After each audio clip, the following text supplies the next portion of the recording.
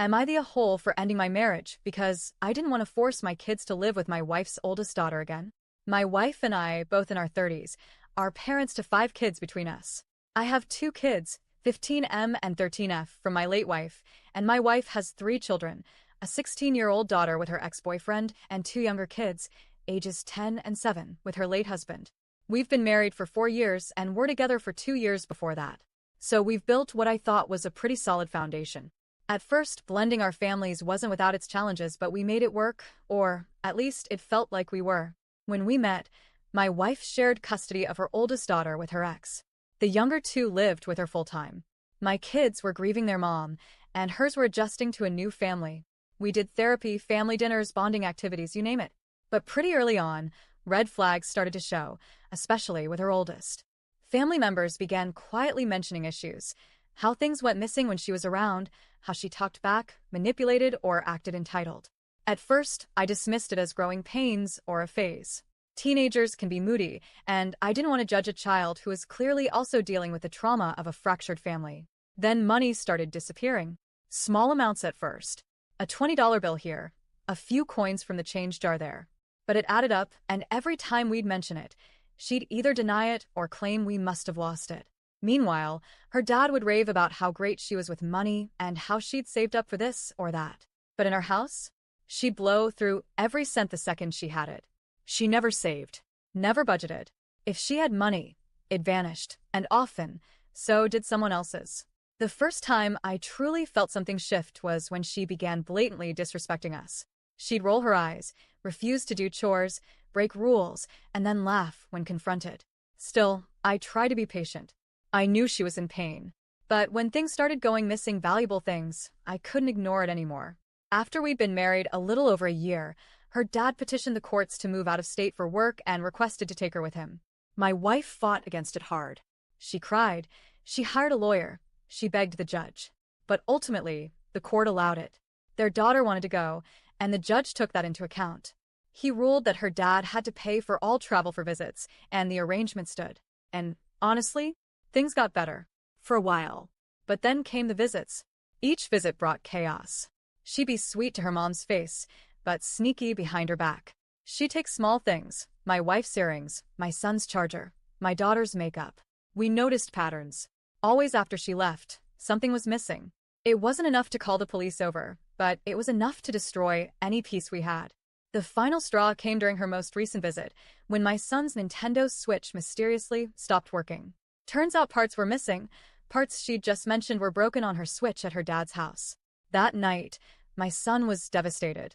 He told me he didn't want her in the house anymore. He said he couldn't trust her. My daughter backed him up. They were sick of always locking their doors, hiding their things, and feeling anxious every time she visited. I talked to my wife. I told her we needed to set boundaries, that I couldn't keep putting my kids in this situation. I loved her, but I had to put my children first. She looked hurt, but agreed we needed to find a solution. Then, everything changed. One evening, during dinner, her oldest asked if she could come live with us permanently during her summer visit. My wife's face lit up. She said yes almost immediately. No discussion. No warning. Just yes. She was ecstatic. I felt like I'd been punched in the stomach. I pulled my wife aside and told her we couldn't just say yes without considering what that would mean for my kids, for a home. She said we could nip it in the bud now and finally fix her daughter's behavior. But that wasn't how this worked. This wasn't a one-time mistake. This was a pattern stretching back years. Extended family had noticed it when she was as young as 7. And it was only getting worse. I told my wife, point blank, that I would not allow my kids to live under the same roof as her daughter again. She asked me to talk to them, maybe they'd be okay with it. But we both knew the truth. My son had said after the Switch incident that he never wanted to see her again. My daughter was afraid to even be alone with her. My wife said her younger 2 needed me, that I was their only dad now, that I couldn't walk away from them, that we could figure this out as a family. But I told her I wasn't going to sacrifice my kids' peace, safety, or mental health to fix her daughter. I told her I'd move out with my kids if she went through with letting her oldest move in, that I wasn't bluffing.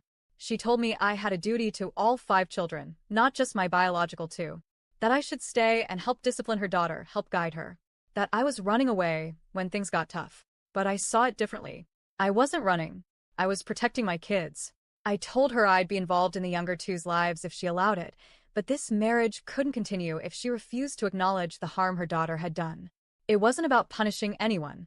It was about protecting the people I was responsible for. When I told my kids we were leaving, the look of relief on their faces told me everything I needed to know.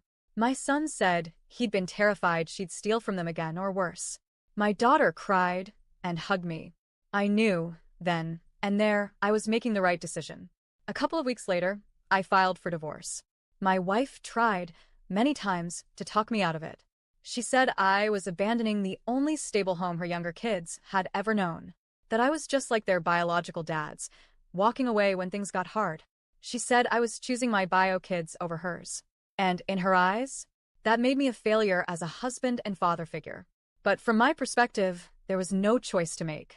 I had made my boundaries clear. I had voiced my concerns. I had tried. But I wasn't willing to force my kids into an environment where they felt unsafe. I wasn't willing to gamble with their trust in me, the one parent they still had. She still reaches out, says we should try again, that the kids miss me, that her oldest is changing. But I don't believe that. And even if it were true, the damage is done. So now I'm here, wondering, am I the a-hole for ending my marriage because I refused to make my kids live with someone they were scared of and didn't trust?